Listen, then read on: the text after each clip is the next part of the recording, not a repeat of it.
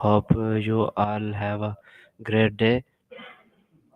Today, my Waalaikum. topic with speaking with my psychology of Ah, motivation, psychology of motivation and introduction. Motivation is the driving force behind human behavior, influencing our choice, efforts, and persistence toward goals.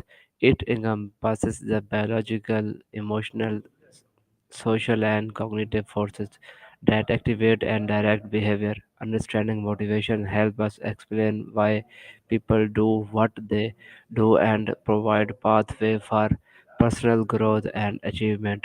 Uh, this is that's a my hefty topic. short Sounds like, introduction for speaking with Maya.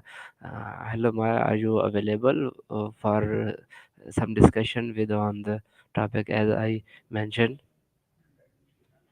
yep, I'm here. And that's a good intro, straight to the point. Motivation, huh?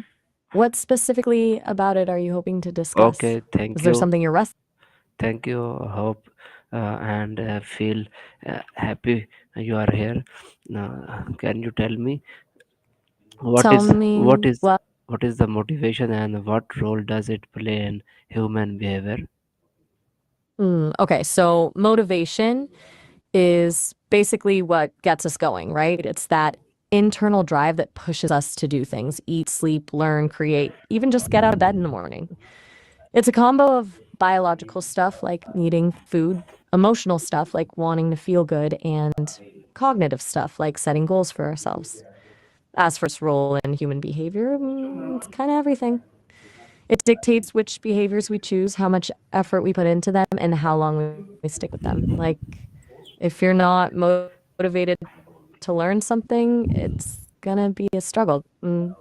If you're motivated, it'll feel a lot easier. It's the engine driving pretty much everything we do. What sparked your interest in it specifically? Okay, what is the difference between intrinsic and extrinsic motivation? Good question. Okay, so intrinsic motivation is doing something simply because you enjoy it or find it satisfying. It's internal, the reward is the activity itself, like playing a musical instrument just for the fun of it. Extrinsic motivation, on the other hand, is doing something because you'll get a reward or avoid a punishment. It's external. The reward is separate from the activity, like practicing that instrument to get a good grade or avoid getting yelled at.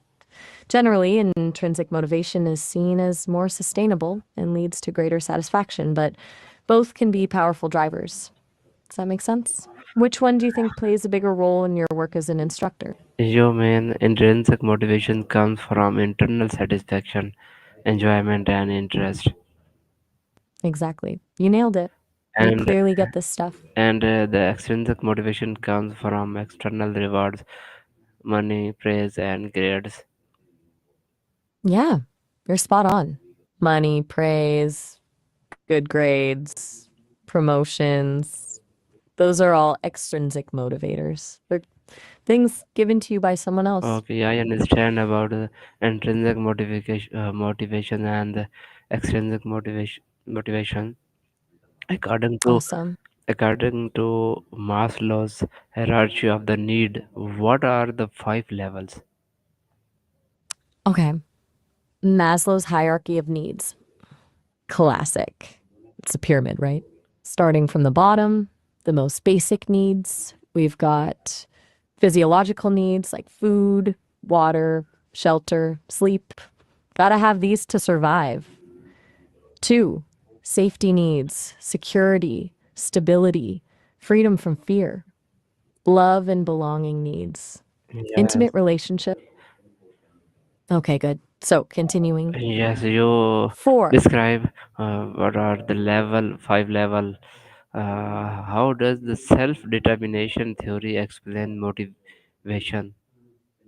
right, let's finish Maslow first, then we'll jump to self determination theory. Level four is esteem needs, feeling confident, achieving things, earning respect from others. And finally, level five at the very top is self actualization, realizing your full potential, becoming the best version of yourself. Okay, now self-determination theory. It's a bit different than Maslow. Instead of focusing on a hierarchy of needs, it focuses on the degree to which our motivations are self-determined, meaning how much agency we have over our choices. It It's said that the motivation is strongest when three needs are met: autonomy, exactly. competence, and relatedness. Yep, precisely. They're getting it. Self determination theory says motivation is strongest when we feel one, like we have control over our own actions and choices. Competence, like we're good at what we do and can master challenges. Three, relatedness, like we feel connected to others and have meaningful relationships. When those three needs are met, we're way more likely to be intrinsically motivated and engaged. Does that resonate with you in terms of your work or just life in general? What is drive reduction theory? Okay, drive reduction theory. This one's pretty straightforward. Basically says that we're motivated to reduce internal tensions or drives like hunger, thirst, or the need for warmth.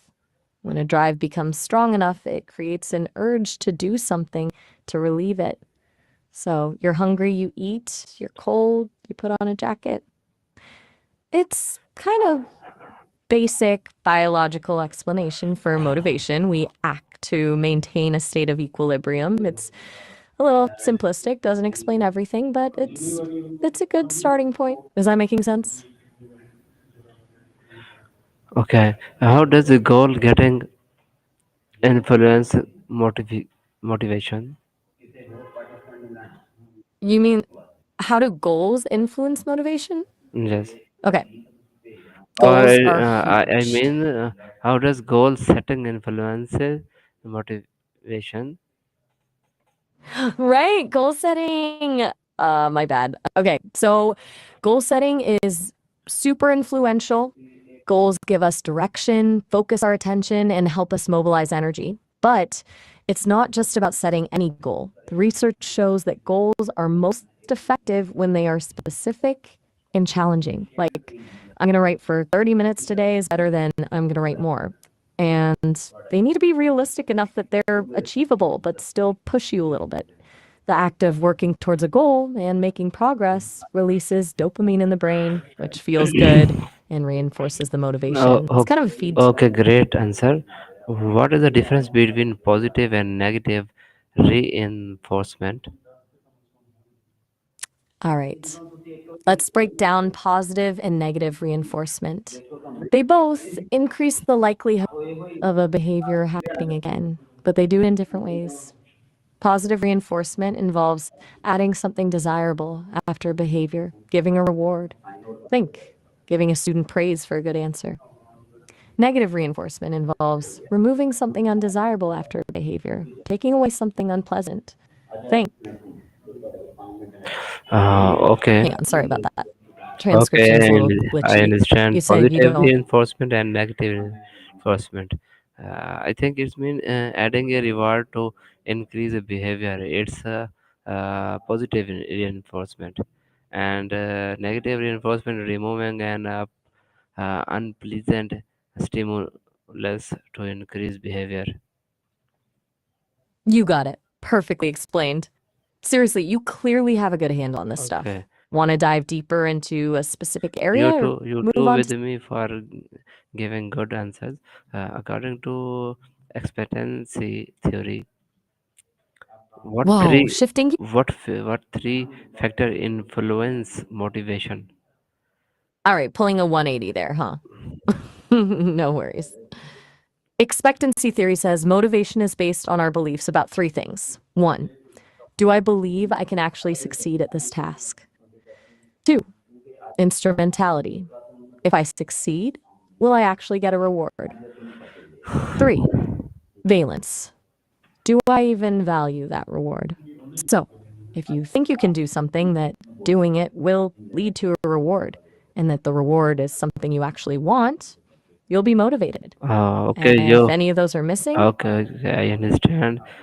Expectancy, instrumentality, believe that the performance lead to reward and uh, values value of the rewards. Thank you for giving the time.